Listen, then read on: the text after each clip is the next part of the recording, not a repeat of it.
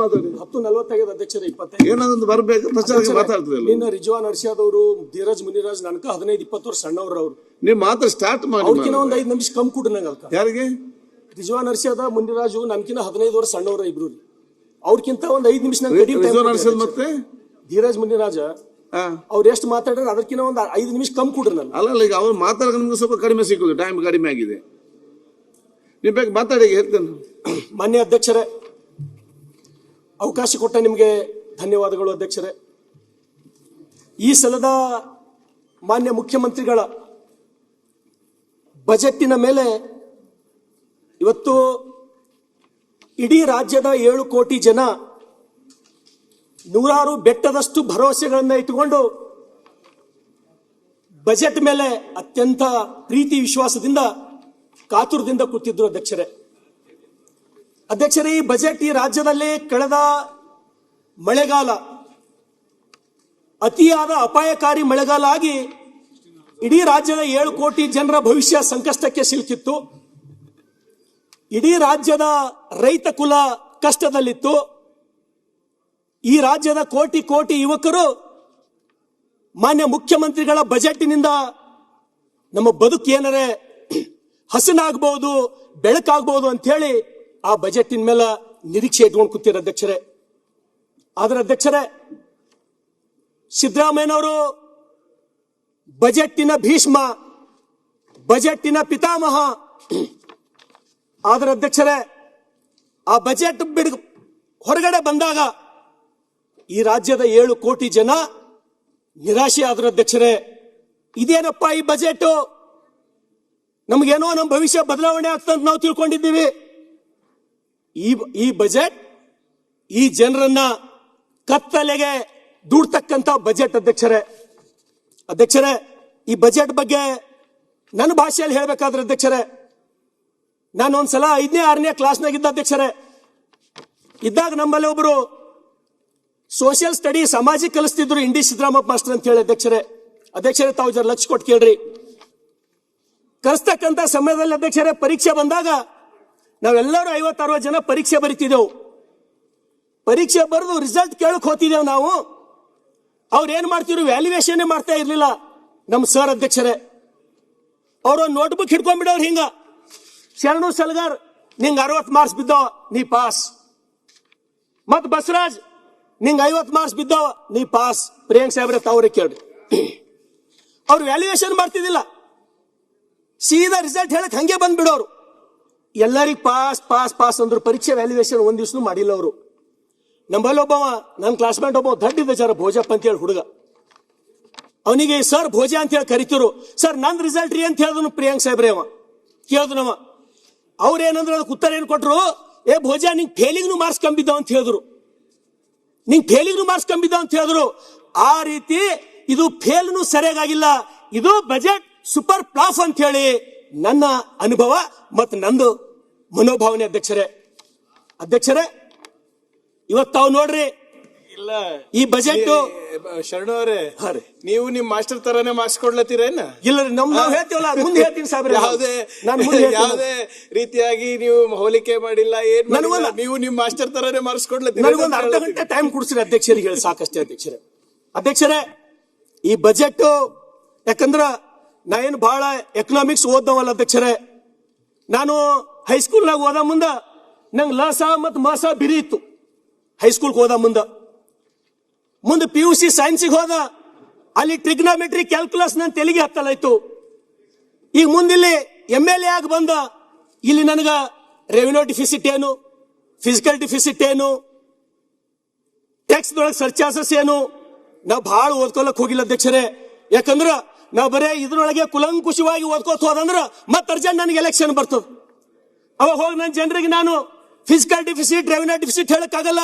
ನನ್ನ ಜನರಿಗೆ ನಾ ಏನ್ ಹೇಳ್ಬೇಕು, ಅವ್ರು ಏನ್ ಹೇಳ್ತಾರ, ನಮ್ ಬದುಕು ಕತ್ತಲಾಗ್ಯದಪ್ಪ, ಹೊಲಗಳಿಗೆ ಹಾದಿ ಇಲ್ಲ, ನಿನಗೆ 2 ಸಲ ಶಾಸಕ ಮಾಡಿದೇವ್ ನಾವು, ನಿನ್ನ ಜನ್ಮಕ್ಕೆ ನಾಚಿಕೆ ಆಗ್ಬೇಕಂತ ಹೇಳಿ ಉಗುಳ್ತಾರ ಅಧ್ಯಕ್ಷರೇ.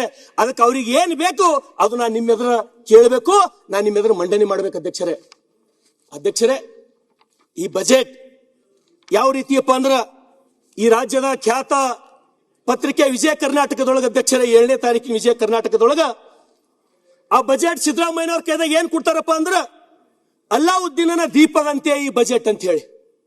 ತಮ್ಗೆ ಗೊತ್ತಾಯ್ತು ಅಂತ ತಿಳ್ಕೊತೀನಿ ನಾನು. ಅರೇಬಿಯನ್ ನೈಟ್ಸ್ ಕಥೆಗಳದೊಳಗ ಅಲ್ಲಾವುದ್ದೀನನ ದೀಪದಂತೆ ಇದು ಬಜೆಟ್. ಈ ಅಲ್ಲಾವುದ್ದೀನ ದೀಪ ಅಷ್ಟೇ ಇದು ಬಗೆಹರಿಸಬಹುದು, ಮನುಷ್ಯರಿಂದ ಸಾಧ್ಯ ಇಲ್ಲ ಅಂತಕ್ಕಂಥದ್ದು ಈ ಪತ್ರಿಕೆ ವರದಿ 7ನೇ ತಾರೀಕಿಂದು ಅಧ್ಯಕ್ಷರೇ. ಇದು ತಮ್ಗೆ ಕೊಡ್ತೀನಿ, ಬಹಳ ಇಂಪಾರ್ಟೆಂಟ್ ಅದ ಅಧ್ಯಕ್ಷರೇ.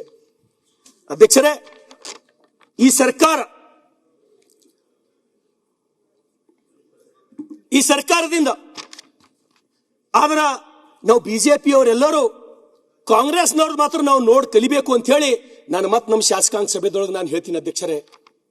ಯಾವ ರೀತಿ ಜನರಿಗೆ ಗ್ಯಾರಂಟಿಗಳು ಭರವಸೆ ಕೊಟ್ಟು ಅಧಿಕಾರಕ್ಕೆ ಅವ್ರು ಬಂದರು, ಯಾವ ರೀತಿ ಮಾತುಗಳು ಆಡಬೇಕು, ಯಾವ ರೀತಿ ಕೇಳಬೇಕಂತಕ್ಕಂಥದ್ದು ನಾವು ಕಾಂಗ್ರೆಸ್ಲಿಂದ ಕಲಿಬೇಕು ಅಧ್ಯಕ್ಷರೇ. ಯಾಕಂದ್ರೆ ನೀವು ಒಳ್ಳೆ ಕೆಲಸ ಈ ಕಾಂಗ್ರೆಸ್ ಸರ್ಕಾರದೊಳಗ ನೀವೇನಾರೇ ಒಂದು ಒಳ್ಳೆ ಕೆಲಸ ಏನಾರೇ ಮಾಡಿರಿ ಅಂದ್ರೆ ಆ ಪೊಲೀಸರಿಗೆ ಟೋಪಿ ಹಾಕೋ ಕೆಲಸ ಮಾತ್ರ ಒಂದು ಚಲೋ ಮಾಡ್ರಿ ನೋಡಿ ಅಧ್ಯಕ್ಷರೇ. ಪೊಲೀಸರು ಅವು ಮೊದಲು ಭೋಗೋಣಿಯಪ್ಲೇ ಇದ್ದು ಟೋಪಿಗಳು, ಈಗೇನ್ ನೀಲಿ ಟೋಪಿ ಒಂದು ಹಾಕಿದ್ ಮಾತ್ರ ಕಾಂಗ್ರೆಸ್ ಒಂದು ಉತ್ತಮ ಕೆಲಸ ಅಧ್ಯಕ್ಷರೇ. ನಿಮ್ದು ಬಿಳಿ ಟೋಪಿ ಇದೆಯಲ್ಲ ಅಧ್ಯಕ್ಷರೇ. ಇವತ್ತು ಏನಾರೇ ನಾವು ಕೇಳಿದಿವಿ, ನಾವೇನಾರೇ ಅನುದಾನ ಕೇಳಿದಿವಿ, ರೈತರಿಗೆ ಪರಿಹಾರ ಕೊಡ್ರಿ, ನಾವೇನಾರೇ ಕೇಳಿದ್ರಿ ಗ್ಯಾರಂಟಿ ಕೊಡ್ಲತ್ತಿದ್ದೇವೆ ನಾವು. ಅದು ಒಂದೇ ಉತ್ತರ ಎಲ್ಲದಕ್ಕ. ನಾವು ಗ್ಯಾರಂಟಿ ಕೊಡ್ಲತ್ತಿದ್ದೇವೆ. ಗ್ಯಾರಂಟಿ ಕೊಡ್ಬೇಕಾದ್ರೆ ಯಾವ ರೀತಿ ನೀವು ಪ್ರತಿ ತಿಂಗಳು ಯಡಿಯೂರಪ್ಪ ಅವರು ಮುಖ್ಯಮಂತ್ರಿ ಇದ್ದಾಗ 4,000 ರೂಪಾಯಿ ಕೊಡ್ತಕ್ಕಂಥದ್ದು ಟೋಟಲ್ ಕಟ್ ಮಾಡಿ ಹಾಕಿದ್ರಿ. ರೈತರಿಗೆ ವಿದ್ಯಾಶ್ರೀ ಕೊಡ್ತಕ್ಕಂಥದ್ದು ಅದು ಟೋಟಲ್ ಬಂದ್ ಮಾಡಿ ಹಾಕಿದ್ರಿ. ಅದಾದ ನಂತರ ಸುಮಾರು ಗ್ಯಾರಂಟಿ ಯೋಜನೆ ಸಲುವಾಗಿ ನಿನ್ನ ಧೀರಜ್ ಮುನಿರಾಜ್ ಅವರು 20 ಅಂಶಗಳು ಓದಿದ್ರು ಅಧ್ಯಕ್ಷರೇ. ನಂಗೆ ಜಾಸ್ತಿ ನೀವು ಟೈಮ್ ಕೊಡಲ್ಲ, ನಾನು ಅಷ್ಟು ಓದ್ಲಿಕ್ಕೆ ಹೋಗಲ್ಲ. ಸುಮಾರು ಅಬಕಾರಿ ಇರಬಹುದು, ಸ್ಟ್ಯಾಂಪ್ ಡ್ಯೂಟಿ ಇರಬಹುದು, ಅನೇಕ ಇಲಾಖೆಗಳ ಮೇಲೆ ಇವತ್ತೇನರೇ 30,000ಕ್ಕಿಂತ ಮೇಲ್ಪಟ್ಟು ತಾವು ಟ್ಯಾಕ್ಸ್ ಹಾಕಿ ಹಣ ಕಲೆಕ್ಟ್ ಮಾಡ್ಲತ್ತೀರ ಅಧ್ಯಕ್ಷರೇ. ಅದ್ರ ಜೊತೆಗೆ SCP TSP 3 ವರ್ಷದ ಸುಮಾರು ಅದನ್ನು ಇಲ್ಲ ಅಂದ್ರೂ 13ರಿಂದ 15,000 ಕೋಟಿ ಅದು ಬಂದು ಜಮಾ ಆಯಿತು. ಇವತ್ತು ಸಾಲ ಎಷ್ಟು ಮಾಡಿರಿ ಅಧ್ಯಕ್ಷರೇ? 71,000 ಕೋಟಿ. ಈ ರಾಜ್ಯದ ಇತಿಹಾಸದೊಳಗ, ಇಡೀ ಕರ್ನಾಟಕ ರಾಜ್ಯದ ಇತಿಹಾಸದೊಳಗ ಹೈಯೆಸ್ಟ್ ಸಾಲ ಮಾಡಿದ್ದು ಅದು ಯಾವಾದರೆ ಅದು ಯಾರಿಗಾರೆ ಕೀರ್ತಿ ಸಲ್ತದಂದ್ರ ಸಿದ್ದರಾಮಯ್ಯನವರ ಈ ಕಾಂಗ್ರೆಸ್ ಸರ್ಕಾರಕ್ಕೆ ಸಲ್ತದ ಅಧ್ಯಕ್ಷರೇ. ಅದು ಒಂದು ಗ್ಯಾರಂಟಿ ಬೋರ್ಡ್ ಮುಂದೆ ಹಾಕೊಂಬದು ಎಲ್ಲ ಮಾಡೋದು ಅಧ್ಯಕ್ಷರೇ. ಇವತ್ತು ಜನ ರೈತರು ಒಂದೇ ಸೌನ ಬಡ್ದಾಡ್ಲತ್ತಾರ ಅಧ್ಯಕ್ಷರೇ. ಇವತ್ತು ನೋಡ್ರಿ, ಇವತ್ತು ಈ ಬಜೆಟ್ದೊಳಗ ಕೃಷಿ ಇಲಾಖೆಯಿಂದ ಪ್ರಾರಂಭ ಮಾಡಿರಿ. ನಾನು ಒಬ್ಬ ರೈತನ ಮಗ. ಏನ್ ಹೇಳಿದ್ರೆ ಅಧ್ಯಕ್ಷರೇ?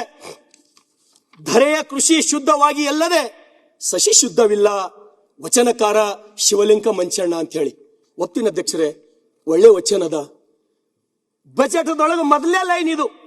ಬಜೆಟ್ದೊಳಗೆ ಯಾವತ್ತರೇ ರೈತರ ಮಣ್ಣಿನ ಪರಿಸ್ಥಿತಿ ಏನದ ಅಂತ ಹೇಳಿ ಸರ್ಕಾರ ಒಂದು ಸಲರೇ ವಿಚಾರ ಮಾಡಿರಿ? ನೀವು ಪರಿಹಾರ ಕೊಡೋದು ಬೇಡ. ಮಣ್ಣಿನ ಪರಿಸ್ಥಿತಿ ಏನಾಗತ್ತದ, ನಮ್ಗೆ ಅನ್ನ ಕೊಡಂತ ಮಣ್ಣಿನ ಪರಿಸ್ಥಿತಿ, ಮಣ್ಣು ವಿಷ ಆಗತ್ತದ, ಮಣ್ಣಿನೊಳಗೆ ನಾವು ವಿಷ ಬೆರೆಸ್ಲತ್ತೀವಿ, ಅದಕ್ಕೆ ಏನು ಮಾಡ್ಬೇಕಂತ ಹೇಳಿ ಯಾವತ್ತು ಒಂದ್ಸಲರೇ ಅಧಿವೇಶನದೊಳಗೆ ಚರ್ಚೆ ಆಗದ ಅಧ್ಯಕ್ಷರೇ? ಇಲ್ಲ, ಬರೀ ಗ್ಯಾರಂಟಿಗಳು ಚರ್ಚೆ. ಅಧ್ಯಕ್ಷರೇ, ಕೃಷಿ ಕೃತ್ಯ ಕಾಯಕ ಮಾಡುವ ಸದ್ಭಕ್ತನ ಪಾದವ ತೋರಿಸಿ ಬದುಕಿಸಯ್ಯ. ಆತನ ತನು ಶುದ್ಧ, ಆತನ ಮನ ಶುದ್ಧ, ಆತನ ಭಾವ ಶುದ್ಧ, ಆತನ ಮನೆ ಹೊಕ್ಕು ಲಿಂಗಾರ್ಚನೆ ಮಾಡಿದ ಗುರುಪಾವನೆ ಎಂದರು ಭಕ್ತಿ ಭಂಡಾರಿ ಬಸವಣ್ಣ ಅಧ್ಯಕ್ಷರೇ 12ನೇ ಶತಮಾನದೊಳಗ. ಅದಕ್ಕಾಗಿ ನಾನು ಬಸವ ಕಲ್ಯಾಣದ ಶಾಸಕ ಅಧ್ಯಕ್ಷರೇ, ದಯಮಾಡಿ ಬಸವಣ್ಣನವರ ಭಾವಚಿತ್ರ ತಾವಿಲ್ಲಿ ಹಾಕಬೇಕು. ಯಾಕಂದ್ರ ತಾವೇ ಈ ರಾಜ್ಯದ ಸಾಂಸ್ಕೃತಿಕ ನಾಯಕ ಅಂತ ಹೇಳಿ ಡಿಕ್ಲೇರ್ ಮಾಡಿರಿ. ಯಾರು ಸಾಂಸ್ಕೃತಿಕ ನಾಯಕ ಅಂತ ಹೇಳಿ ಇರ್ತಾರೋ ಆ ಭಾವಚಿತ್ರ ಇಲ್ಲಿ ಇರಬೇಕು. ಬೆಳಗಾವದೊಳಗೆ ಹಾಕಿರಿ. ತಾವು ಬೆಳಗಾವದೊಳಗೆ ಧನ್ಯವಾದ ನಾನು ಹೇಳಿನ ಅಧ್ಯಕ್ಷರೇ. ಇವತ್ತು ಈ ರಾಜ್ಯದ ರೈತರು ಮಣ್ಣಾಗಿ ಹೋಲತ್ತಾರ ಅಂತ ಹೇಳಿ ನಾನು ನಿಮಗೆ ಬೆಳಕು ಚೆಲ್ಲಕ್ಕೆ ಪ್ರಯತ್ನ ಮಾಡ್ತೀನಿ ಅಧ್ಯಕ್ಷರೇ. ಇವತ್ತು ರೈತರ ಪರಿಸ್ಥಿತಿ NCRB ವರದಿ ಅದ ಅಧ್ಯಕ್ಷರೇ. ಇದು NCRB ವರದಿ ಪ್ರಕಾರ ರೈತರ ಆತ್ಮಹತ್ಯೆ ಕರ್ನಾಟಕ ರಾಜ್ಯ 2ನೇ ಸ್ಥಾನದೊಳಗದ ಅಧ್ಯಕ್ಷರೇ. ಒಂದು ವೇಳೆ ನೀವು ಕೊಡ್ತಕ್ಕಂತ ಗ್ಯಾರಂಟಿಗಳು ಏನಾರೇ ಆಸರೆ ಆಗ್ತಿತ್ತಂದ್ರ, ನೀವು ಕೊಡ್ತಕ್ಕಂತ ಗ್ಯಾರಂಟಿಗಳು ರೈತರ ಬದುಕಿಗೆ ಒಂದು ವೇಳೆ ಆಸರೆ ಆಗ್ತಿತ್ತಂದ್ರ ರೈತರ ಆತ್ಮಹತ್ಯೆ ಪ್ರಕರಣಗಳು ಕಡಿಮೆ ಆಗ್ಬೇಕಾಗಿತ್ತು ಅಧ್ಯಕ್ಷರೇ, ಕಡಿಮೆ ಆಗ್ಲಿಲ್ಲ ಅಧ್ಯಕ್ಷರೇ. ಇವತ್ತು ತಾವು ನೋಡ್ರಿ, ಕಳೆದ ಸಲ ಮಳೆ ಇಲ್ಲಿ ಬಿ ಆಯ್ತು, ಮಹಾರಾಷ್ಟ್ರಕ್ಕೂ ಮಳೆ ಸಾಕಷ್ಟು ಆಯ್ತು. ಮಹಾರಾಷ್ಟ್ರದ ದೇವೇಂದ್ರ ಫಡ್ನವೀಸ್ ಅವರ ಸರ್ಕಾರ 31,000 ಕೋಟಿ ಪರಿಹಾರ ಕೊಡ್ತು ಅಧ್ಯಕ್ಷರೇ. 31,000 ಕೋಟಿ, ಅದು ಎಷ್ಟು? 75 ಲಕ್ಷ ಹೆಕ್ಟೇರ್ ಪ್ರದೇಶಕ್ಕೆ 31,000 ಕೋಟಿ ಪರಿಹಾರ ಕೊಡ್ತ ಅಧ್ಯಕ್ಷರೇ. ನಾವ್ಯಾಕೆ ಕೊಡ್ಲಿಲ್ಲ ಅಧ್ಯಕ್ಷರೇ? ಮಾತೆತ್ತರು ಹೇಳ್ತೀವಿ, ರೈತ ಅನ್ನದಾತ, ರೈತ ಈ ನಾಡಿನ ಬೆನ್ನೆಲುಬು. ರೈತರ ಬಗ್ಗೆ ಪರಿಹಾರ ಕೊಡಲಾರೆ ಬಿಡ್ರಿ ಅಧ್ಯಕ್ಷರೇ. ಕೂಲಂಕುಷವಾಗಿ ವಿಧಾನಸಭೆದೊಳಗ ಸುದೀರ್ಘವಾದಂತ ಚರ್ಚೆಗೂ ಅವಕಾಶ ಸಿಗಲ್ಲ. ಇದು ದುರ್ದೈವಲ್ಲ ಅಧ್ಯಕ್ಷರೇ, ಇದು ದುರ್ದೈವಲ್ಲ ಅಧ್ಯಕ್ಷರೇ. ಇವತ್ತು ಮಹಾರಾಷ್ಟ್ರದ ಸರ್ಕಾರ ಅವತ್ತು ಅವ್ರ ನೆರವಿಗೆ ಬಂದು ನಿಂತು 31,000 ಕೋಟಿ ಅವ್ರಿಗೆ ಪರಿಹಾರ ಕೊಡ್ತು ಅಧ್ಯಕ್ಷರೇ. ಈಗ ಮತ್ತೆ ಅದೇ ಮಹಾರಾಷ್ಟ್ರ ಸರ್ಕಾರ, ದೇವೇಂದ್ರ ಫಡ್ನವೀಸ್ ಸರ್ಕಾರ, ರಾಜಮಾತಾ ಅಹಲ್ಯಾಬಾಯಿ ಹೋಳ್ಕರ್ ಹೆಸರಿನ ಮೇಲೆ ಮಹಾರಾಷ್ಟ್ರ ಸರ್ಕಾರ ಪ್ರತಿಯೊಬ್ಬ ರೈತನಿಗೆ 2 ಲಕ್ಷ ರೂಪಾಯಿ ಬ್ಯಾಂಕ್ ಸಾಲ ಮನ್ನಾ ಮಾಡ್ತು ಅಧ್ಯಕ್ಷರೇ. ಮಹಾರಾಷ್ಟ್ರದ 3 ಮತಕ್ಷೇತ್ರಗಳು ಬಸವ ಕಲ್ಯಾಣ, ಉಮ್ಮರ್ಗ, ಔಸಾ, ನಿಲಂಗ, ನನಗೆ 3 ಹತ್ಕೊಂಡವ ಅಧ್ಯಕ್ಷರೇ. ಅಲ್ಲಿ ರೈತರು ದಿನ ವ್ಯಾಪಾರಕ್ಕೆ ಬಸವ ಕಲ್ಯಾಣಕ್ಕೆ ಬರ್ತಾರೆ ಅಧ್ಯಕ್ಷರೇ. ಅವ್ರು ಹೇಳ್ತಾರ ಏನಂತ, ನಮ್ದು 2 ಲಕ್ಷ ರೂಪಾಯಿ ಬ್ಯಾಂಕಿನ ಸಾಲ ಮನ್ನಾ ಆಯ್ತು. ಯಾವತ್ತಾರೆ ಮಾಡೋದು ವಿಚಾರ ಮಾಡೋದು ಬಿಡ್ರಿ, ಮಾಡೋದ ಚರ್ಚೆನೂ ನನ್ನ ಕಿವಿ ಅಂತೂ ಇಲ್ಲಿ ಕೇಳಲಿಲ್ಲ ಅಧ್ಯಕ್ಷರೇ. ಸಿದ್ದರಾಮಯ್ಯನವರು ಅವರು ಕೂಡ ರೈತ ಕುಟುಂಬದಿಂದ ಬಂದಂತವ್ರು. ಇಲ್ಲಿ ಅನೇಕ ಜನ ಶಾಸಕರು ರೈತರ ಕುಟುಂಬದಿಂದ ಬಂದಂತವ್ರು. ಆ ರೈತರ ಬಗ್ಗೆ ಕಾಳಜಿ ಯಾರು ಮಾಡ್ಬೇಕು ಅಧ್ಯಕ್ಷರೇ? ರೈತರ ಬಗ್ಗೆ ಯಾರು ಕಾಳಜಿ ಮಾಡಬೇಕು? ಈ ವಿಧಾನಸಭೆಯಲ್ಲಿ ರೈತರ ಬಗ್ಗೆ ಚರ್ಚೆ ಆಗ್ಬೇಕು. ಇವತ್ತು ಅಧ್ಯಕ್ಷರೇ ನೋಡ್ರಿ, ಕಷ್ಟಪಟ್ಟು ರೈತರು ತರಕಾರಿ ಬೆಳಿತಾರ, ರೈತರು ಹಾಲು ತರ್ತಾರ ಅಧ್ಯಕ್ಷರೇ. ನಸ್ಕಿನ ಬರ್ಬೇಕು ಅಧ್ಯಕ್ಷರೇ. ಅವರೆಲ್ಲ ಮಕ್ಕೊಂಬಂಗಿಲ್ಲ, ಅವರು ಸಾಯಂಕಾಲ ತನಕ ಕಡಿಬೇಕು, ಮತ್ 12 ಪ್ಯಾಕ್ ಚಾಲು ಮಾಡ್ಬೇಕು. ಎಲ್ಲರೂ ತರಕಾರಿ 4 ಗಂಟೆಗೆ ತರಬೇಕು ಅಧ್ಯಕ್ಷರೇ. ಯಾರೇ ಭಾಗವಾನ್ರು ಏನಂತಾರ ಆ ರೇಟಿಗೆ ಕೊಟ್ಟು ಹೋಗ್ಬೇಕು ಅಧ್ಯಕ್ಷರೇ. ನಾ ಸಣ್ಣಗಿದ್ದಾಗಿಂದ ಒಂದು ಮಾತು ಹೇಳ್ತೀನಿ. ನಂದು ಊರ್ ಬಲ್ಲೆ ಒಂದು ಹಾಳು ತೋಟ ಅದ ಅಧ್ಯಕ್ಷರೇ. ಒಂದು ಲಾರಿ ಉಳ್ಳಾಗಡ್ಡಿ ಬೆಳೆದಿದ್ದೇವ್ ನಾವು. ನಾನು ನಮ್ಮಪ್ಪ ಹೈದರಾಬಾದ್ ತಗೊಂಡು ಹೋಗಿದ್ದೆ ಉಳ್ಳಾಗಡ್ಡಿ ಹಾಕ್ಲಕ್ಕಂತ ಹೇಳಿ. ಸತ್ಯ ಘಟನೆ ಹೇಳ್ತೀನಿ ಅಧ್ಯಕ್ಷರೇ. ಒಂದು ಲಾರಿ ಉಳ್ಳಾಗಡ್ಡಿ ನಾನು ನಮ್ಮಪ್ಪ ಹೈದರಾಬಾದ್ ಕೊಯ್ದೇವ್ ಅಧ್ಯಕ್ಷರೇ. ಅಲ್ಲಿ ಒಯ್ದು ಇಳಿಸೋ ಮುಂದೆ ಏನಂದ್ರೆ ಅಧ್ಯಕ್ಷರೇ, ಆ ಲಾರಿ ಬಾಡಿಗೆ ಕುಡಾಟಿ ಬಿ ಅದಕ್ಕೆ ಬಿಲ್ ಬರಲ್ಲಮ್ಮಣ, ನಾವು ಬಿಟ್ಟು ಓಡ್ ಬಂದೇವು ಅಧ್ಯಕ್ಷರೇ. ಅದು ಅನುಭವಿಸಿದಂಥವ್ನು ನಾನು ಅಧ್ಯಕ್ಷರೇ. ನಾನು ಹೇಳ್ತಕ್ಕಂಥದ್ದು ಅಷ್ಟೇ, ಯಾರು ಬಡ ಕುಟುಂಬದಿಂದ ಬಂದಂತಹ ಮುಖ್ಯಮಂತ್ರಿಗಳು ರೈತರ ಬಗ್ಗೆ, ಬಡವರ ಬಗ್ಗೆ ಕಾಳಜಿ ಒಂದು ವೇಳೆ ನೀವು ಮಾಡಿಲ್ಲ ಅಂದ್ರೆ ಯಾರು ಕಾಳಜಿ ಮಾಡ್ಬೇಕು ಅಧ್ಯಕ್ಷರೇ? ಇವತ್ತು ಈ ಸರ್ಕಾರದೊಳಗ ಒಂದು ಸಲಾರೆ ಗೋಶಾಲೆಗಳ ಬಗ್ಗೆ, ಆಕಳುಗಳು, ಎತ್ತುಗಳು, ದನಗಳು ಈ ರಾಜ್ಯದಾಗ ಇರ್ಬೇಕಾ ಬೇಡ ಅಧ್ಯಕ್ಷರೇ? ಅವ್ ಪಾಲನೆ ಪೋಷಣೆ ನಾವು ಮಾಡ್ಬೇಕಲ್ಲ ಅಧ್ಯಕ್ಷರೇ? ನಮ್ಮೆಲ್ಲರೂ ಹೊಣೆ ಅಲ್ಲ ಅಧ್ಯಕ್ಷರೇ? ಇವತ್ತು ನೀವು ಬೆಂಗಳೂರು ಕಾನ್ವೆಂಟ್ದೊಳಗೆ ಓದ್ತಕ್ಕಂಥವ್ರು ಯಾರಿಗಾರೆ ತೋರಿಸ್ರಿ ಹುಡುಗರಿಗೆ ಆಕಳ ಕರ ಬಿಟ್ಕೊಂಬ ದೃಶ್ಯನೇ ಅವ್ರು ನೋಡಿರಲ್ಲ ಅಧ್ಯಕ್ಷರೇ. ಹಾಲು ಕುಡಿತಾರ ಅವರು, ಡೈರಿಲಿಂದ ಹಾಲು ಬರ್ತದ, ಆ ಮಕ್ಕಳು ಆಕಳ ಕರ ಬಿಟ್ಕೊಂಬ ನೋಡೋ ದೃಶ್ಯನೇ ಇಲ್ಲ. ಇವತ್ತು ನಾನು ಕೈ ಮುಗಿತೀನಿ ಈ ಸರ್ಕಾರಕ್ಕ, ಗೋಶಾಲೆಗಳು ಪ್ರಾರಂಭ ಮಾಡ್ರಿ. ಇದ್ದಂತ ದನಗಳು ರೋಡ್ ಮೇಲೆ ಕಸ ತಿಂದು, ಪ್ಲಾಸ್ಟಿಕ್ ತಿಂದು ದನಗಳು ಸತ್ತು ಹೋಗ್ತಾವ ಅಧ್ಯಕ್ಷರೇ. ಅದು ನೋಡ್ರಿ ಸಂಕಟ ಅನಿಸ್ತದೆ ಅಧ್ಯಕ್ಷರೇ. ಹಾಗಾಗಿ ನಾನು ವಿನಂತಿಯನ್ನು ಮಾಡ್ತೇನೆ ಅಧ್ಯಕ್ಷರೇ ಇವತ್ತ ಮೂಲಕ. ಅದ್ರ ಜೊತೆಗೆ ಅಧ್ಯಕ್ಷರೇ, ಈ ರಾಜ್ಯದೊಳಗ ಕಸಾಯಿ ಖಾನೆಗಳು ಅಧ್ಯಕ್ಷರೇ ಅಕ್ರಮವಾಗಿ ಏನು ಕಸಾಯಿ ಖಾನೆಗಳು ಅಧ್ಯಕ್ಷರೇ, ಅದರ ಮೇಲೆ ದಯಮಾಡಿ ಈ ಸರ್ಕಾರ ನಿಗಾ ವಹಿಸಬೇಕು. ಇವತ್ತು ಅಕ್ರಮ ಕಸಾಯಿ ಖಾನೆ ಒಳಗ ಇವತ್ತೆಷ್ಟೋ ಜನ UP ಬಿಹಾರ್ ಕೆಲಸ ಮಾಡಿ ಇವತ್ತೆಷ್ಟೋ ನಮ್ಮ ಆಕಳುಗಳು, ನಮ್ಮ ಎತ್ತುಗಳು ಹಾಡ್ ಹಗರಲೆ ಕೊಯ್ದ ಕೇಸಿಂದ ಸತ್ಯಾನಾಶ ಮಾಡೋದು ನಾವು ಪ್ರತಿ ದಿವಸ ನೋಡ್ತೇವೆ ಅಧ್ಯಕ್ಷರೇ. ಆದ್ರೆ ಏನದ ಇಲ್ಲಿ ಬಾಯಿ ತೆಗೆಪ್ಲೇ ಇಲ್ಲ, ಮಾತಾಡಪ್ಲೇ ಇಲ್ಲ.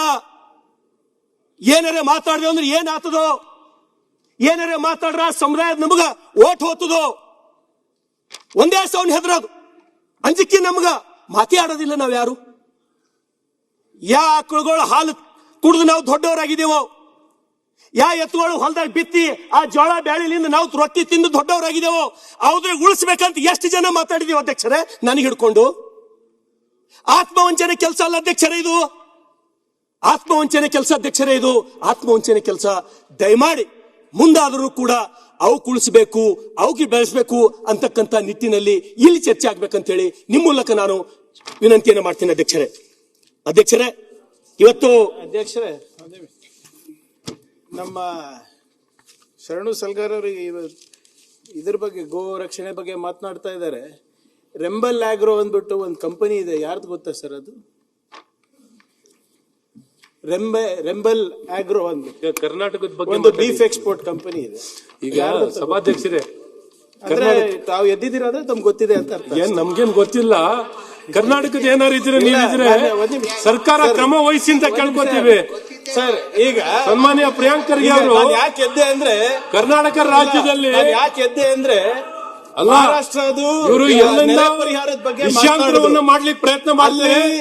ಸನ್ಮಾನ್ಯ ಸದಸ್ಯರು ಎಷ್ಟು ಹೆಕ್ಟೇರ್ ಲಾಸ್ ಆಗಿದೆ ಸರ್ಕಾರದ ಗಮನವನ್ನು ಸೆಳೆದು ಎಷ್ಟು ಹೆಕ್ಟೇರ್ ಲಾಸ್ ಆಗಿದೆ ಗೊತ್ತಿಲ್ಲ. ಸರ್ಕಾರ ವ್ಯಂಗ್ಯವಾಗಿ ದೃಷ್ಟೀಕರಣ ರಾಜಕಾರಣ ಉತ್ತರ ಕೊಡುವಂತ ಬೇಕಿಲ್ಲ, ವ್ಯಂಗ್ಯವಾಗಿ ಉತ್ತರ ಕೊಡೋದು ಬೇಕಿಲ್ಲ.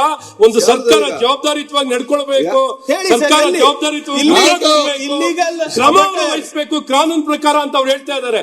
ಅದನ್ನ ಬಿಟ್ಟು ಕಾನೂನು ಯಾಕೆ ಹೇಳ್ತಾ ಇದ್ದೀರಾ ಸರ್? ಯಾಕೆ ಇನ್ನೇ ಕೂತಿದ್ದೀವಿ ಸದನದಲ್ಲಿ? ನಾನು ಸರ್ಕಾರಕ್ಕಂತೂ ಸೂಕ್ಷ್ಮತೆ ಇಲ್ಲ, ಕಾಂಗ್ರೆಸ್ನವರಿಗೆ ಸೂಕ್ಷ್ಮತೆಯನ್ನ ಕಳ್ಕೊಂಡಿದ್ದೀರಾ. ನಿಮ್ಗೆ ಅದರಲ್ಲೂ ವ್ಯಂಗ್ಯ ಏನ್ ಹೇಳಿ ಒಂದ್ ಪ್ರಶ್ನೆ ಕೇಳ್ತಾ ಇದ್ದೀರಾ? ನೀವು ಸರ್ಕಾರ ಮಂತ್ರಿಗಳಾಗಿರೋ ಸುಮ್ನೆ ಕೂತಿದ್ದೀರಾ? ಸದಸ್ಯರು ಮಾತಾಡ್ತಿರೋದಕ್ಕೆ ಸುಮ್ನೆ ಕೂತ್ಕೊಬಿಡಿ, ಕ್ರಮ ವಹಿಸಿ ಅಂತ ಹೇಳ್ತಿರೋದು. ನೀವು ಕ್ರಮ ವಹಿಸಿ ಮಾತಾಡ್ತಾರೆ, ಎಲ್ಲ ಹೇಳ್ತಾ ಇದ್ದಾರೆ ಅಂತ ಹೇಳಿ ಯಾವ ಮಾತಾಡ್ಲಿಕ್ಕೆ ಅವಕಾಶ ಕೊಡಿ, ಅವ್ರು ಮಾತಾಡಿ. ಫಸ್ಟ್ ಮಾತಾಡ್ತಾರೆ, ಅವ್ರಿಗೆ ಸಿಕ್ಕೋದೇ ಸ್ವಲ್ಪ ಟೈಮ್. ನೀವು ಹಾಗೆ ಅದೇ ಮಾತಾಡ ಒಂದೇ ಒಂದು ಪ್ರಶ್ನೆ, ಸರ್ಕಾರವಾಗಿ ಕ್ರಮ ವಹಿಸಿ. ಯಾರ್ದು ಅವ್ರಿಗೆ ಗೊತ್ತಿಲ್ಲ ಅಂತ ಹೇಳ್ತಾರಲ್ಲ, ಇವ್ರಿಗೆ ಗೊತ್ತಿದೆ. ಸರ್ಕಾರ ಇವ್ರು ಇಟ್ಕೊಂಡು ನನಗ್ ಗೊತ್ತಿದೆ ಅಂತ ಏನ್ ನನ್ಗೆ ಗೊತ್ತಿರೋದು? ಸರ್ಕಾರ ಕ್ರಮ ವಹಿಸಕ್ಕೆ ಯಾಕೆ ಎದ್ದಿದ್ದೀರಾ? ಯಾಕೆ ಎದ್ದಿದ್ದೀನಿ? ನೀವು ಮಾತಾಡಿ ಆಡಿನ ಮಾತಿಗೆ ಏನಿಗೆ ನೀವೇನ್ ಹೇಳಿದ್ರೆ ಈ ಕಂಪನಿ ಗೊತ್ತಾ, ಆ ಕಂಪನಿ ಗೊತ್ತಾ, ಅವ್ರಿಗೆ ಗೊತ್ತಿದ್ರೆ ನಿಮ್ನ ಯಾಕ್ರಿ ಕೇಳ್ತಾರೆ? ತಪ್ಪೇನಿದೆ? ನೀವು ಕ್ರಮ ವಹಿಸಿ ಅಂತ ಒತ್ತಾಯ ಮಾಡ್ತೀರಿ. ನಿಮ್ ತಪ್ಪೇನಿದೆ ಅಂದ್ರೆ ಕ್ರಮ ವಹಿಸಿ ಅಂತ ಯಾರಿಗೆ ಹೇಳ್ತಾ ಇದ್ದೀರಾ ಸರ್? ನೀವು ಯಾರಿಗೆ ಹೇಳ್ತಾ ಇದ್ದೀರಾ? ಕ್ರಮ ವಹಿಸ್ಬೇಕಾದ್ರೆ ಸರ್ಕಾರ ನೀವು ಸರ್ಕಾರ ಕ್ರಮ ವಹಿಸ್ತಾ ಇಲ್ಲ. ನಿಮ್ಗೆ ಇನ್ಫೀರಿಯಾರಿಟಿ ಕಾಂಪ್ಲೆಕ್ಸ್ ನಿಮಗಿರ್ಬೋದು, ನನಗಿಲ್ಲ.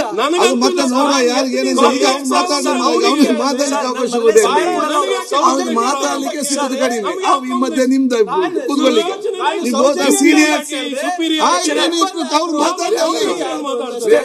ಪ್ರಿಯಾಂಕ್ ಅವರೇ, ಅವರು ಏನೋ ಒಂದು ಕಳಕಳಿಯಿಂದ ತಮ್ಮ ಭಾವನೆ ವ್ಯಕ್ತಪಡಿಸ್ತಾರೆ. ಈಗ ನೀವು ಅಕಾಡೆಮಿ ತಗೊಂಡು ಒಂದು ಕ್ವಿಜ್ ತರ ಕೇಳಿ ಅದು ಅಗತ್ಯ ಏನಿದೆ?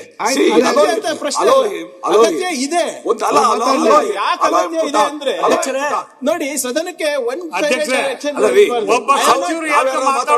ಚರ್ಚೆ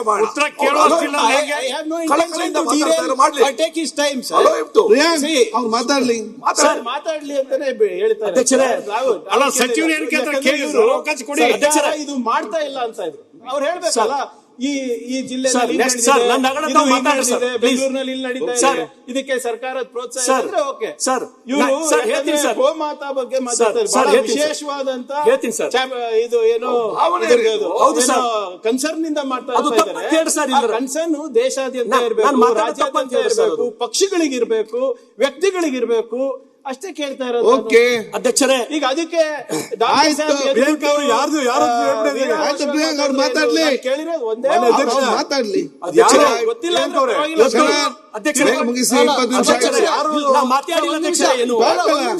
ಸದಸ್ಯರು ಪಾಪ ಗೋರಕ್ಷಣೆ ಬಗ್ಗೆ ಹೇಳ್ತಾ ಇದ್ರು. ವಾಸ್ತವಾಂಶ ಸ್ವಲ್ಪ ಅರ್ಥ ಮಾಡ್ಕೋಬೇಕು. ನನ್ನ ಕ್ಷೇತ್ರದಲ್ಲಿ ಮೊನ್ನೆ ಒಂದು ಹೈನೋದ್ಯಮದಲ್ಲಿ ಇರ್ತಕ್ಕಂಥವ್ರಿಗೆ ಆ ಕಷ್ಟ ಏನು, ಅದ್ರ ನೋವೇನು ಅಂತಕ್ಕಂಥದ್ದು ಗೊತ್ತಾಗುತ್ತೆ. ಮೊನ್ನೆ ಅಲ್ಲಿ ಯಾರೋ ಗೋವುಗಳು ತಗೊಂಡು ಹೋಗ್ತಾ ಇದ್ರು ಅಂತ ಹೇಳಿ ವಿಡಿಯೋ ಮಾಡ್ಕೊಂಡು ಹೋಗಿ ಅವ್ರನ್ನ ಹಿಡಿದು ಪೊಲೀಸಿಗೆ ಕೊಟ್ಟರು. ನಮ್ಮಲ್ಲಿ ಒಂದು ದೊಡ್ಡ ಸಂತೆ ಇದೆ, ಪ್ರತಿ ವಾರ ಅಲ್ಲಿ ಒಂದು ಏನು ಹಾಲು ಕೊಡ್ತಕ್ಕಂಥ ಹಸುಗಳು ಅಥವಾ ಬೇರೆ ಇದಕ್ಕೆ ಹೋಗ್ತಕ್ಕಂಥದ್ದಕ್ಕೆ ಹೋಗುವಂಥ ಹಸುಗಳಲ್ಲಿ ಮಾರಾಟಕ್ಕೆ ಬರ್ತಾರೆ. ನೀವು ಅಲ್ಲಿ ಏನಾಗಿದೆ, ನಮ್ಮ ಭಾಗದಲ್ಲಿ ಹೈನೋದ್ಯಮ ಮಾಡ್ತಕ್ಕಂಥವ್ರಿಗೆ ಗಂಡು ಕರು ಹುಟ್ಟಿದಾಗ 2 ದಿವಸದ ಮೇಲೆ ಇಟ್ಕೊಳಲ್ಲ. ಇಲ್ಲಿ ಎಲ್ಲ ಯಾರು 99% ಎಲ್ಲ ರೈತರೇ, ಯಾರು 2 ದಿವಸದ ಮೇಲೆ ಇಟ್ಕೊಳಲ್ಲ.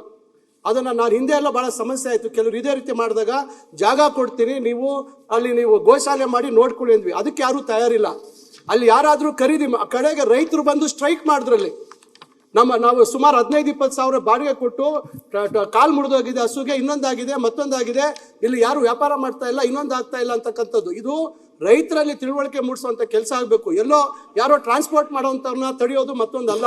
ಮೂಲ ಸಮಸ್ಯೆ ಇಲ್ಲಿದೆ, ಅದಕ್ಕೆ ಏನ್ ಪರಿಹಾರ ಹುಡುಕಬೇಕು ಆ ನಿಟ್ಟಿನಲ್ಲಿ ನಾವೆಲ್ಲರೂ ಚಿಂತನೆ ಮಾಡಬೇಕು. ಸುಮ್ಮನೆ ನಾವು ಗೋರಕ್ಷಣೆ ಅಂತ ಹೇಳಿ ಈ ರೀತಿ ಮಾರಲ್ ಪಾಲಿಸಿಂಗ್ ಮಾಡುವಂತದ್ದು ಒಳ್ಳೇದಲ್ಲ. ವಸ್ತುಸ್ಥಿತಿ ಏನು, ಯಾಕೆ ರೈತರು ಮಾಡ್ತಾ ಇದ್ದಾರೆ, ಯಾರವರು ರೈತರು? ಆಯ್ತು ಮಂತ್ರಿ ಮಾತಾಡ್ಲಿ, ಒಪಿನಿಯನ್ ಅಲ್ಲ, ವಸ್ತುಸ್ಥಿತಿ ಇದು. ಆಯ್ತು, ಏನ್ ಮಾಡ್ಬೇಕು ಹೇಳಿ.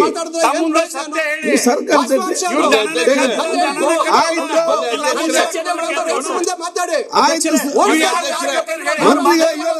ಮಂತ್ರಿಗೆ ಆಕ್ಷನ್ ತಗೊಳ್ಳಿ. ಈಗ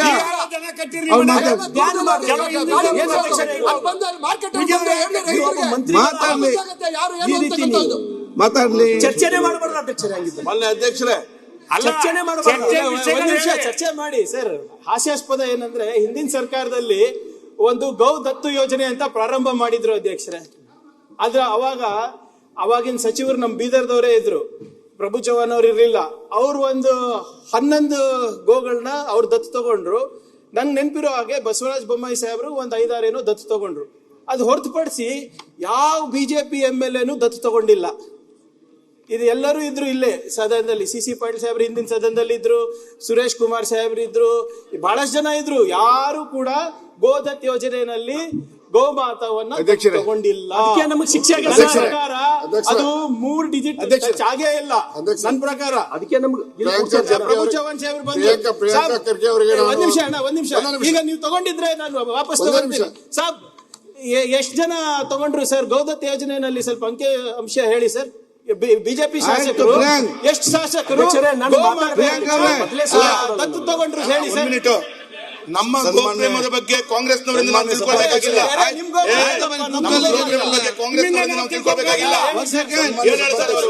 ಗೋಪ್ರೇಮಿಯನ್ನು ರಕ್ಷಣೆ ಮಾಡ್ತಾರೆ, ಅದನ್ನ ಕೊಲ್ಲಕ್ಕೆ ಆ ಬಿಲ್ಲನ್ನ ಏನ್ ಮಾಡಿದಾರೆ ಅವರು ಹೇಳ್ತಾರೆ. ಸರ್ ಮಾತಾಡಿ. ಮಾಜಿ ಮಂತ್ರಿಗಳು ಹೇಳ್ತಾರೆ ಎಷ್ಟು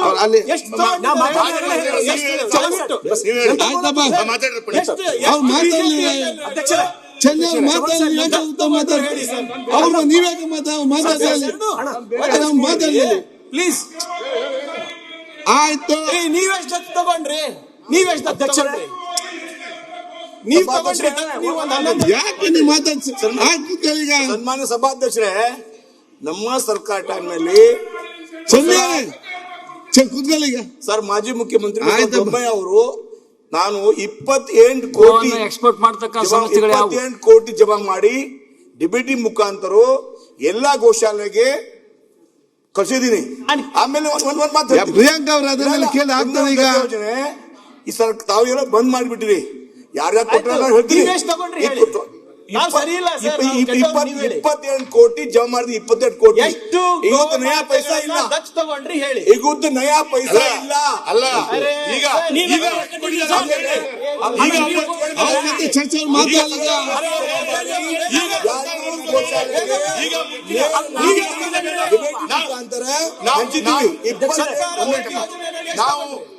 ಆಯ್ತು ಪ್ರಿಯಾಂಕ್, ಯಾಕೆ ಅನ್ನಿಸ್ತಿದ್ದಲ್ಲ ಮಾತಾಡಿ. ಅದನ್ನು ಮಾತಾಡಿ.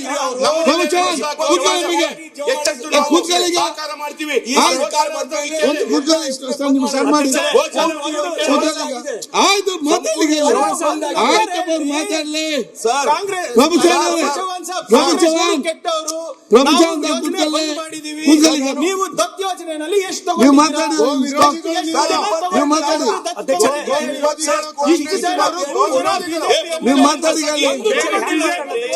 ಪ್ರಭುಜ ಕೂತ್ಕೊಳ್ಳಿ. ಯಾಕೆ ಅನ್ನೆಸೆಸರಿ ಮಾತಾಡ್ತೀರಿ ನೀವು? ಮಾತಾಡಿ.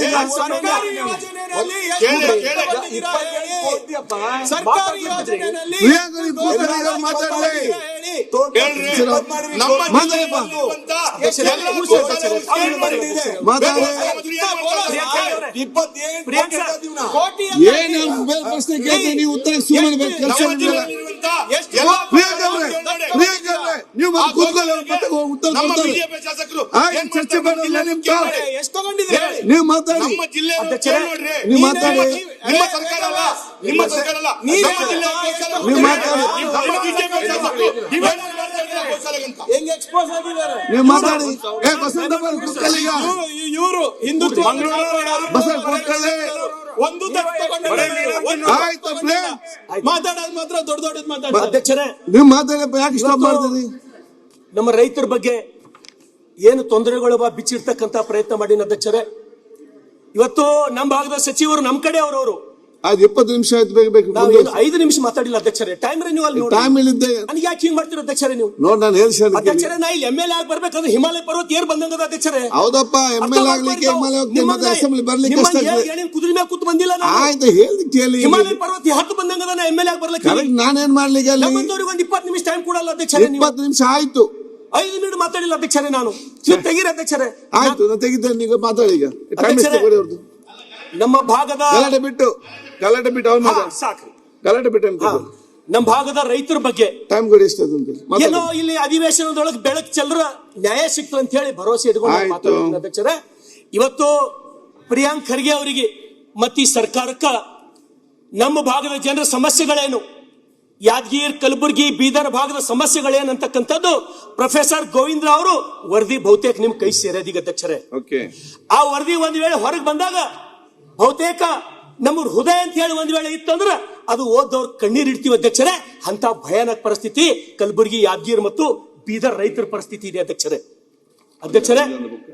ಇವತ್ತು ಕಂದಾಯ ಇಲಾಖೆಗೆ ಬಂದಾಗ ಅಧ್ಯಕ್ಷರೇ, ನಮ್ಮ ಭಾಗದೊಳಗೆ ಎಷ್ಟು ಜನ ಮುಗ್ಧರ ಅಂದ್ರು. ವಿಶೇಷವಾಗಿ ಅಧ್ಯಕ್ಷರೇ, ಇಡೀ ಕರ್ನಾಟಕ ರಾಜ್ಯದೊಳಗೆ 224 ಮತಕ್ಷೇತ್ರದೊಳಗ ಹೈಯೆಸ್ಟ್ ಯಾರೇ ಗುಳೆ ಹೋಗಿದ ಮತಕ್ಷೇತ್ರ ಅದ ಅಂದ್ರೆ ಅದು ಬಸವ ಕಲ್ಯಾಣ್. ಹೈಯೆಸ್ಟ್ ಮತ ಗುಳೆ ಹೋಗಿದಂಥದ್ದು ಅದು ಬಸವ ಕಲ್ಯಾಣ್. ಅಷ್ಟು ಮುಗ್ಧ ಜನ, ನನ್ನ ಜನ ಅಧ್ಯಕ್ಷರೇ. ಕಂದಾಯ ಇಲಾಖೆ ತಹಸೀಲ್ ಆಫೀಸ್ಗೆ ಒಂದ್ ವೇಳೆ ನನ್ನ ಜನ ಹೋದ್ರ ಇವತ್ತಿಗೆ ಬಿ ಚಪ್ಪಲ್ ಹೊರಗಿಟ್ಕೆಸಿಂದ ತಹಸೀಲ್ ಆಫೀಸ್ದೊಳಗೆ ಹೋಗ್ತಾರೆ ಅಧ್ಯಕ್ಷರೇ. ಚಪ್ಪಲಿ ಕಳೆದು ತಹಸೀಲ್ದಾರ್ ಅಂದ್ರೆ ಅಷ್ಟು ಗೌರವ ನಮ್ಮ ಕಡೆ. ಚಪ್ಪಲಿ ಕಳೆದು ಒಳಗೆ ಹೋಗ್ತಾರೆ ಅಧ್ಯಕ್ಷರೇ. ಆದ್ರೆ ಒಂದು ನಾನು ಕೃಷ್ಣ ಬೈರೇಗೌಡರು ಇಲ್ಲ ಅಧ್ಯಕ್ಷರೇ, ಕೆಲವೊಂದು ಕೆಲಸಗಳು ಕೃಷ್ಣ ಬೈರೇಗೌಡರು ಒಳ್ಳೆ ಕೆಲಸ ಮಾಡ್ಯಾರ ಅಧ್ಯಕ್ಷರೇ. ನಾನು ಬರೀ ಟೀಕೆ ಮಾಡೋದು ಏನು ಮಾಡ್ತಾ ಇಲ್ಲ ಅಧ್ಯಕ್ಷರೇ. ಇವತ್ತು ತಹಸೀಲ್ದಾರ್ ಬಂತ ಅಧ್ಯಕ್ಷರೇ, ಇವತ್ತ ಪಾವತಿ ಕೊಡೋದಾಗಿರ್ಬೋದು, ಕಂದಾಯ ಗ್ರಾಮಗಳದೊಳಗ ಹಕ್ಕು ಪತ್ರ ವಿತರಣೆ ಮಾಡೋದಾಗಿರ್ಬೋದು, ರೆಕಾರ್ಡ್ ರೂಮ್ ಡಿಸ್ಲೀಕರಣ ಮಾಡೋದಾಗಿರ್ಬೋದು, ಒಳ್ಳೆ ಕೆಲಸ ಮಾಡಿರೋ ಅಧ್ಯಕ್ಷರೇ. ಅದಕ್ಕಿಂತ ಮೊದಲು ನಮ್ಮ ಸರ್ಕಾರದೊಳಗ ಆರ್ ಅಶೋಕ್ ಅವರು ಕಂದಾಯ ಸಚಿವರಿದ್ದಾಗ ಮನೆಗೆ ಒಯ್ದು ದಾಖಲಾತಿ, ಅವ್ರ ಮನೆಗೆ ಒಯ್ದು ದಾಖಲಾತಿ ಕೊಡ್ತಕ್ಕಂತ ಕೆಲಸ ನಾವು ಮಾಡಿದೀವಿ. ಅಕ್ರಮ ಸಕ್ರಮ ಮಾಡ್ತಕ್ಕಂತ ಕೆಲಸ ಆರ್ ಅಶೋಕ್ ಅವ್ರ ನೇತೃತ್ವದಾಗ ನಮ್ಮ ಸರ್ಕಾರದಿಂದ ಆಗ್ಯದ ಅಧ್ಯಕ್ಷರೇ. ನೀವು ಮಾತಾಡಬಹುದು ಮಾತಾಡ್ರಿ ಅಧ್ಯಕ್ಷರೇ. ಆದ್ರೆ ನನ್ನ ಕಳಕಳಿ ಏನು ಅಂದ್ರೆ ಅಧ್ಯಕ್ಷರೇ, ಇವತ್ತು ನಮ್ಮಲ್ಲಿ ಜನ ವಿಧವಾ ವೇತನ ತಗೋಬೇಕಂದ್ರ, ವೃದ್ಧಾಪ್ಯ ವೇತನ ತಗೋಬೇಕಂದ್ರ, ಅಂಗವಿಕಲ ವೇತನ ತಗೋಬೇಕಂದ್ರ ಅಧ್ಯಕ್ಷರೇ, ಈ ಪಾಯಿಂಟ್ ಸ್ವಲ್ಪ ಲಕ್ಷ ಕೊಟ್ಟು ಕೇಳ್ಬೇಕು ತಾವು. ವೇತನ ತಗೋಬೇಕಂದ್ರೆ ಅಧ್ಯಕ್ಷರೇ ಏನು ಮಾನದಂಡ ಮಾಡ್ರಿ ಅಂದ್ರ, ಅವ್ರ ಇನ್ಕಮ್ ಎಷ್ಟಿರ್ಬೇಕಂದ್ರೆ ಬರೇ ವರ್ಷಕ್ಕೆ 32,000 ರೂಪಾಯಿ ಇನ್ಕಮ್ ಇದ್ರಷ್ಟೇ ಆ ವೇತನಕ್ಕೆ ಅವ್ರು ಎಲಿಜಿಬಲ್ ಆತಾರ. ಮೊದಲು BPL ಕಾರ್ಡ್ ಇದ್ದವ್ರು ಇನ್ನೂ ಕೊಡ್ತಾ ಇರ್ಲಿಲ್ಲ ಅಧ್ಯಕ್ಷರೇ.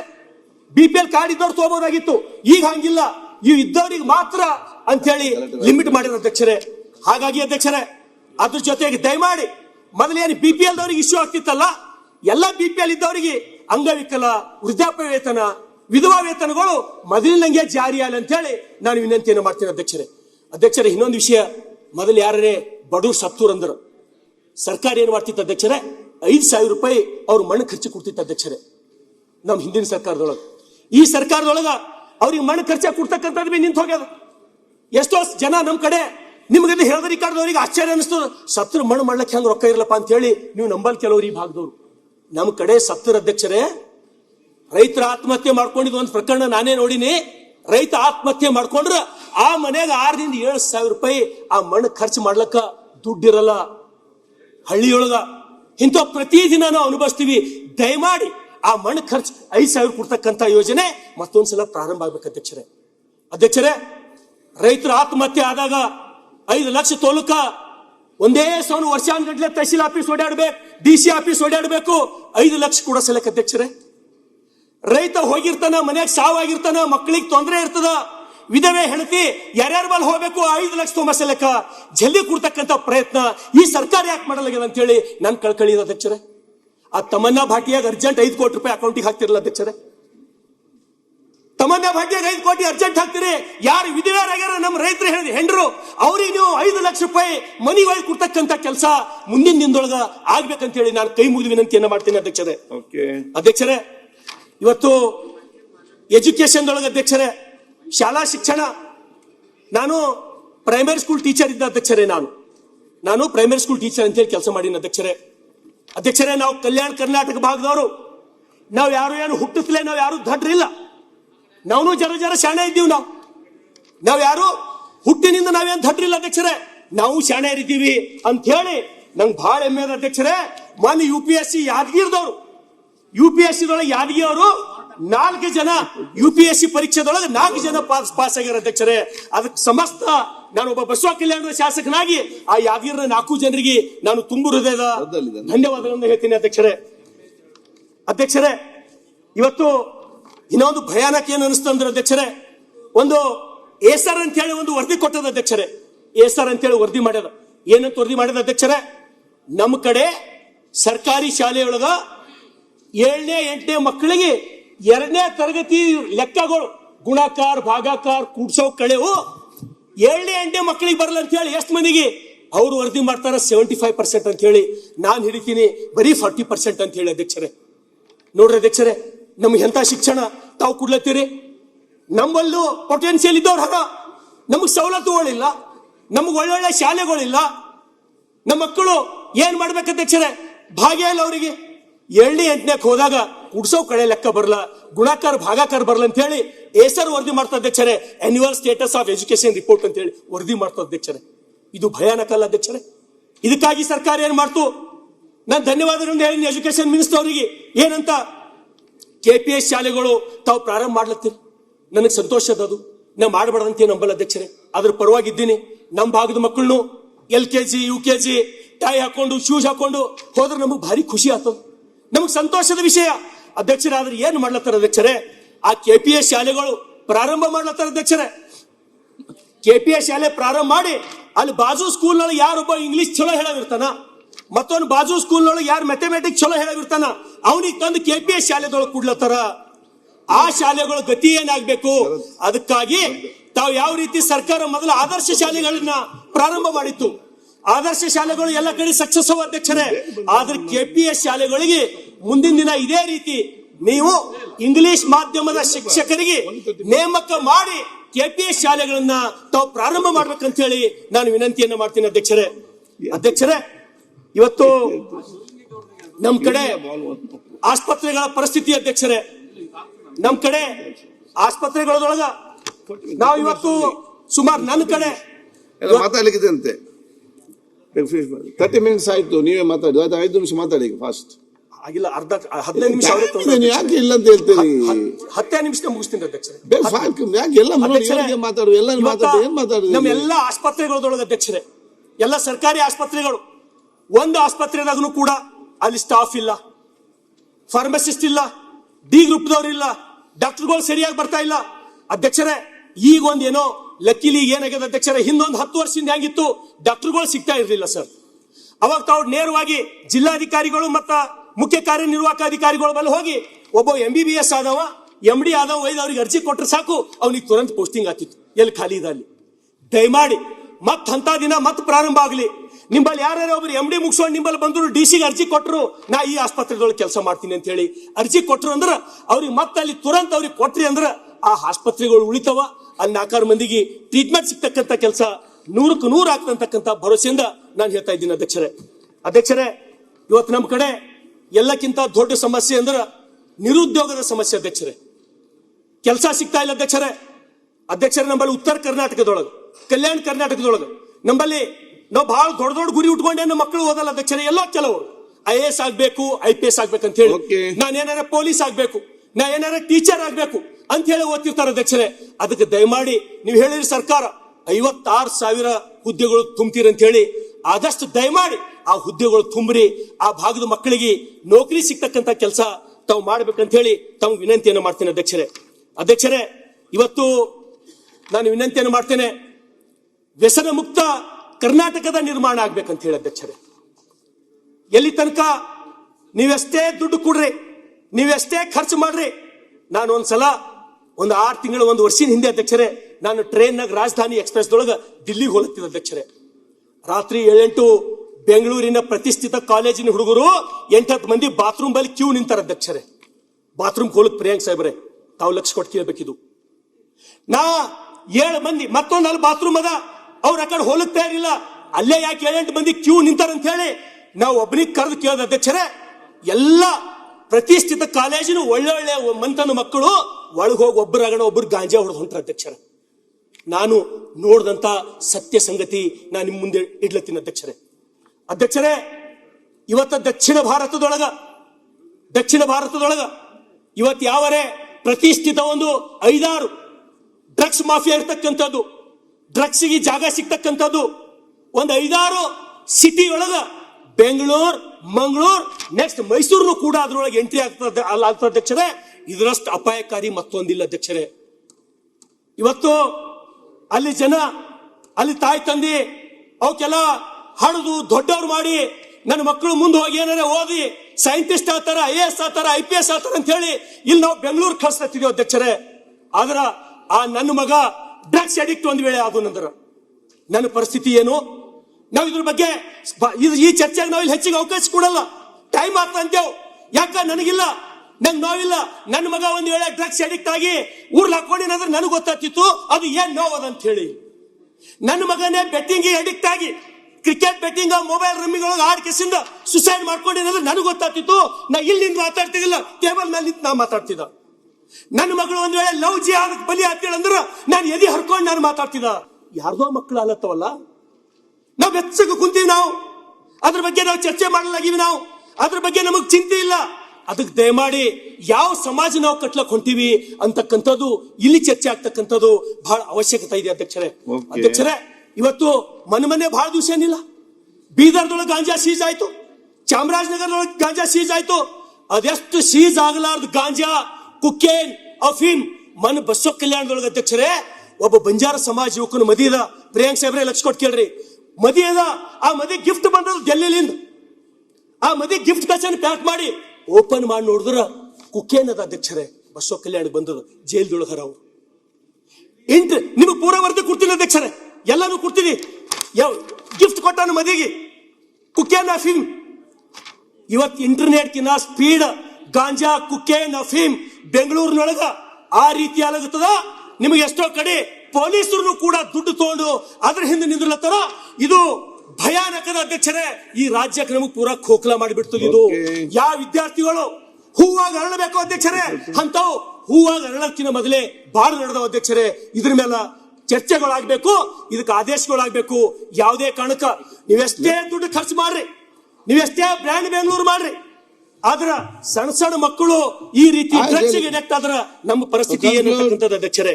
ಹಾಗಾಗಿ ಅಧ್ಯಕ್ಷರೇ ಆಯ್ತು ಅಧ್ಯಕ್ಷರೇ, ನಾ ಸಮಯ ಕೊಡಲ್ಲ ಅಂದ್ರೆ ನನ್ನ ಕ್ಷೇತ್ರ ಸಮಯ ಕೊಟ್ಟಿದ್ದೇನೆ, 35 ನಿಮಿಷ ಆಯ್ತು, ಕ್ಲೋಸ್ ಮಾಡ್ತೀನಿ ಅಧ್ಯಕ್ಷರೇ. ಓನ್ಲಿ 5 minutes ಟೈಮ್ ಹಚ್ಚಿರ ಅಧ್ಯಕ್ಷರೇ. ತಾವು ಏನೋ ನಮಗೆ ಇವತ್ತು ಒಳ್ಳೆ ಮಾತಾಡಕ್ ಅವಕಾಶ ಕೊಟ್ರಿ, ಅದು ನನ್ನ ಪುಣ್ಯದ. ಇವತ್ತು ಅದು ರಂಜಾನ್ ಮಾಸದ ಇರೋ ಕಾರಣಕ್ಕೆ ತಾವು ಬಹಳ ಶಾಂತ ಇದ್ದೀರಿ.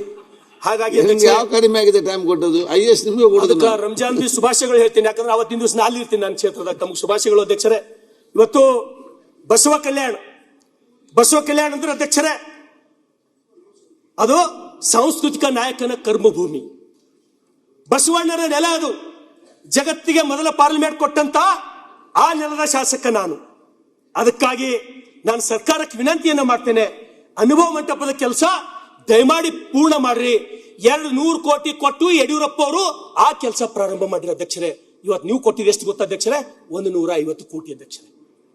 ಅದ್ರ ಜೊತೆಗೆ ಅಧ್ಯಕ್ಷರೇ, ಛತ್ರಪತಿ ಶಿವಾಜಿ ಮಹಾರಾಜರು, ಧರ್ಮವೀರ ಸಂಭಾಜಿ ಮಹಾರಾಜರ ಶಿವಸೃಷ್ಟಿಗಾಗಿ ನಮ್ಮ ಸರ್ಕಾರ ಬಸವ ಕಲ್ಯಾಣದೊಳಗ 10 ಎಕರೆ ಜಾಗ ಕೊಟ್ಟಿದೆ ಅಧ್ಯಕ್ಷರೇ. ಅದ್ರ ಸಲುವಾಗಿ 10 ಕೋಟಿ ಅವ್ರು ಕೊಟ್ಟಿರು ನಮ್ಮ ಸರ್ಕಾರ. ಈ ಸರ್ಕಾರದೊಳಗ ದುಡ್ಡು ವಾಪಸ್ ಹೋಗ್ಯದ. 10 ಕೋಟಿ ಅಷ್ಟೇ ಕೇಳಲ್ಲ ನಾನು. ಧರ್ಮವೀರ ಸಂಭಾಜಿ ಮಹಾರಾಜರು, ಛತ್ರಪತಿ ಶಿವಾಜಿ ಮಹಾರಾಜರು ಈ ದೇಶಕ್ಕೆ ಯಾಕೆ ಬೇಕಾಗಿತ್ತು ಆಗಿತ್ತು ಅಂತ ಹೇಳಿ ಎಲ್ಲರಿಗೂ ಗೊತ್ತಿರ್ತಕ್ಕಂಥ ಅಧ್ಯಕ್ಷರದು. ನಾನು ಮೊನ್ನೆ ಹೋಗಿ ಇವತ್ತು ಆ ಮಹಾರಾಷ್ಟ್ರದೊಳಗೆ ಪುಣೆ ಬಲ್ಲ ಅಧ್ಯಕ್ಷರೇ ತುಳಾಪುರ್ ಮತ್ತು ವಡುಬದುರ್ಗ್ ಅಂತ ಹೇಳಿ ಧರ್ಮವೀರ ಸಂಭಾಜಿ ಮಹಾರಾಜರದ್ದು ಹೋಗಿ ಸಮಾಧಿ ದರ್ಶನ ಮಾಡಿ ಬಂದಿನ ಅಧ್ಯಕ್ಷರೇ. ಈ ರಾಜ್ಯದ ಪ್ರತಿಯೊಬ್ಬ ಯುವಕರು ಸಂಗೊಳ್ಳಿ ರಾಯಣ್ಣನ ಸಮಾಧಿಗೆ ಹೋಗ್ಬೇಕು, ದರ್ಶನ ಮಾಡಬೇಕು. ಧರ್ಮವೀರ ಸಂಭಾಜಿ ಮಹಾರಾಜರ ಸಮಾಧಿಗೆ ಹೋಗ್ಬೇಕು, ದರ್ಶನ ಮಾಡಬೇಕು. ನಮ್ಮ ಮಕ್ಕಳಿಗೆ ಅಂತ ಸಂಸ್ಕಾರ ಕೊಡ್ಬೇಕು ಅಧ್ಯಕ್ಷರೇ, ಡಗ್ ಸಂಸ್ಕಾರ ಅಲ್ಲ ಅಧ್ಯಕ್ಷರೇ. ಅದ್ರ ಜೊತೆ ಅಧ್ಯಕ್ಷರೇ, ಬಸವಣ್ಣನವರು ಯಾವುದರೇ ಒಂದು ಸ್ಥಳ ಇಂಥದೇ ನಿರ್ದಿಷ್ಟವಾದಂತಹ ಸ್ಥಳದೊಳಗೆ ಕುಂತು ಭಕ್ತರ ಸಮಸ್ಯೆಗಳನ್ನು ಬಗೆಹರಿಸ್ತಕ್ಕಂಥ ಜಾಗ ಅದು ಪರ್ಸ್ ಕಟ್ಟೆ ಅಧ್ಯಕ್ಷರೇ. ಅದಕ್ಕೆ ದಯಮಾಡಿ ಆ ಪರ್ಸ್ ಕಟ್ಟೆಗೆ ಒಂದು 20 ಕೋಟಿ ರೂಪಾಯಿ ಕೊಡ್ರಿ, ಶಿವಸೃಷ್ಟಿಗಾಗಿ ಒಂದು 200 ಕೋಟಿ ಕೊಡ್ರಿ ಅಂತ ಹೇಳಿ ನಾನು ವಿನಂತಿಯನ್ನು ಮಾಡ್ತೀನಿ ಅಧ್ಯಕ್ಷರೇ. ಇನ್ನೊಂದು ವಿಷಯ, ಕೃಷ್ಣ ಬೈರೇಗೌಡರು ಇಲ್ಲ, ನೆನಪೋಯ್ತು ಅಧ್ಯಕ್ಷರೇ. ಜನ ಶಾಪ್ ಹಾಕ್ಲತ್ತಾರ, ನಮ್ಗ ರೈತರು ಶಾಪ್ ಹಾಕ್ಲತ್ತಾರ. ಹೊಲಕ್ ಹೋಗಪ್ಲೇ ಇಲ್ಲ, ಹೊಲಕ್ ದಾರಿ ಇಲ್ಲ. ಮಣ್ಣಿನ ಸರ್ಕಾರದೊಳಗ ಆ 25 ಕೋಟಿ ಕೊಟ್ರಿ, 6 ಕೋಟಿ ನಮ್ಮ ವಿವೇಚನೆಗೆ ಬಿಟ್ರಿ. ಮುಂದೆ ಕೊಡ್ತಕ್ಕಂತ ಸಮಯದೊಳಗ ಒಂದು 10 ಕೋಟಿ ಹೊಲದ ದಾರಿ ಮಾಡ್ಕೊಳಕ್ ರೈತರು ಏನು ಕೇಳತ್ತಿಲ್ಲ. ಹೊಲದ ದಾರಿ ಕೊಡ್ರಪ್ಪ, ನಾವು ಹೈರಾಣಿದ್ದಾಗ ಇಷ್ಟು ಬ್ಯಾಂಕ್ ಸಾಲ ಮನ್ನಾ ಮಾಡ್ರಪ್ಪ ಅಂತ ಕೇಳತ್ತಾರ ಅಧ್ಯಕ್ಷರೇ. ಅದೇನ್ ದೊಡ್ಡದಲ್ಲ ಅಧ್ಯಕ್ಷರೇ, ಕೊಡ್ಬೋದಲ್ಲ ಅಧ್ಯಕ್ಷರೇ. ಅದ್ರ ಜೊತೆ ಅಧ್ಯಕ್ಷರೇ, ಇವತ್ತು GVPಗಳು ಮನಿ ಓಡಾಡ್ತಾರ ಅಧ್ಯಕ್ಷರೇ, ಮನಿ ಓಡಾಡ್ತಾರ. ನಾವು ಎಲೆಕ್ಷನ್ದಾಗ ಒಂದೇ ಸಲ ಪ್ರಚಾರಕ್ಕೆ ಹೋಗಂದ್ರ ನಮ್ಮ ಟೊಂಕ ಹಿಡಿತದ. ಅವ್ರು ಕೆಲಸ ಮಾಡ್ಲತ್ತಾರ. ಆ GVPಗಳಿಗೆ ಪರ್ಮನೆಂಟ್ ಮಾಡ್ತಕ್ಕಂಥ ಕೆಲಸ ಈ ಸರ್ಕಾರದಿಂದ ಆಗ್ಬೇಕಂತೇಳಿ ವಿನಂತಿಯನ್ನು ಮಾಡ್ತೀನಿ ಅಧ್ಯಕ್ಷರೇ. ಬೀದರ್ ಜಿಲ್ಲೆದೊಳಗ BSSK ಸಕ್ಕರೆ ಕಾರ್ಖಾನೆ ಅದು 1 ಮಿನಿಟ್ ಓನ್ಲಿ. ಬೀದರ್ ಜಿಲ್ಲೆದೊಳಗೆ ಸಕ್ಕರೆ ಕಾರ್ಖಾನೆ ಅದು ರೈತರ ಬೆನ್ನೆಲುಬು. ಇವತ್ತು ಬಂದಾಗಿದೆ ಅಧ್ಯಕ್ಷರೇ. ಅದಕ್ಕಾಗಿ ದಯಮಾಡಿ ಆ BSS ಸಕ್ಕರೆ ಕಾರ್ಖಾನೆ ಪುನರ್ ಪ್ರಾರಂಭ ಮಾಡಬೇಕು. ಕಾರಂಜ ನಿರಾಶ್ರಿತರು 3 ವರ್ಷ ಹೋರಾಟ ಕೂತಿರೋ ಅಧ್ಯಕ್ಷರೇ. ಶರ್ಟ್ಲೆಸ್ ಅಧ್ಯಕ್ಷರೇ, ಅಂಗಿ ಹಾಕೋಲಾರದೆ ಒಬ್ಬೊಬ್ರು ಹೊಟ್ಟಿ ಬೆನ್ನಿಗೆ ಹತ್ತು ಹೋಗ್ಯಾವ ಅಧ್ಯಕ್ಷರೇ. ಆ ಕಾರಂಜ ನಿರಾಶ್ರಿತರಿಗೆ ಪರಿಹಾರ ಕೊಡ್ತಕ್ಕಂತ ಕೆಲಸ ಮಾಡ್ಬೇಕು ಅಧ್ಯಕ್ಷರೇ. ಅದ್ರ ಜೊತೆ ಅಧ್ಯಕ್ಷರೇ, ಅಂಗನವಾಡಿ ಕಾರ್ಯಕರ್ತರು ಇವತ್ತು ಪ್ರತಿಯೊಂದ್ರೊಳಗೆ ನಾವು ಅಂಗನವಾಡಿ ಕಾರ್ಯಕರ್ತರು ಬೇಕು ನಮಗ್. ಅವ್ರ ಕಡೆ ನಾವು ನೋಡ್ತಾ ಇಲ್ಲ ಈ ಸರ್ಕಾರ. ಅದಕ್ಕಾಗಿ ಈಗ LKG UKG ಕೋರ್ಸ್ ಪ್ರಾರಂಭ ಮಾಡ್ಲತ್ತೀರಿ ತಾವು. KPS ಸ್ಕೂಲ್ದೊಳಗೆ ಒಂದೊಂದು ಅಧ್ಯಕ್ಷರೇ PUC ದೊಳಗೆ ರ್ಯಾಂಕ್ ಇದ್ದವ್ರು ಅಂಗನವಾಡಿ ಟೀಚರ್ ಆಗ್ಯಾರ. SSLC 90% ತೊಗೊಂಡವ್ರು ಅಂಗನವಾಡಿ ಟೀಚರ್ ಆಗ್ಯಾರ. ಅದಕ್ಕೆ ದಯಮಾಡಿ ಅವ್ರಿಗೆ ಇಲ್ಲಿ ಅವಕಾಶ ಮಾಡಿಕೊಡ್ಬೇಕಂತ ಹೇಳಿ ನಾನು ವಿನಂತಿಯನ್ನು ಮಾಡ್ತೀನಿ ಅಧ್ಯಕ್ಷರೇ. ಹಾಗಾಗಿ ಮತ್ತೊಮ್ಮೆ ಏನು ಆ ರೈತರ ಬಗ್ಗೆ, ಆ ರೈತರಿಗೆ ಬ್ಯಾಂಕಿನ ಸಾಲ ಮಂಜೂರು ಮಾಡ್ತಕ್ಕಂಥದ್ದು ಅತ್ಯಂತ ಗಂಭೀರ ಅಂತ ತಿಳ್ಕೊಂಡು ಮಾಡ್ಬೇಕಂತ ಹೇಳಿ ವಿನಂತಿ ಮಾಡ್ತೀನಿ. ಧನ್ಯವಾದಗಳು ಅಧ್ಯಕ್ಷ. ನ್ಯೂಸ್ ಫಸ್ಟ್ ನಿರ್ಭೀತಿಯಿಂದ ನಿಮ್ಮ ಪರವಾಗಿ.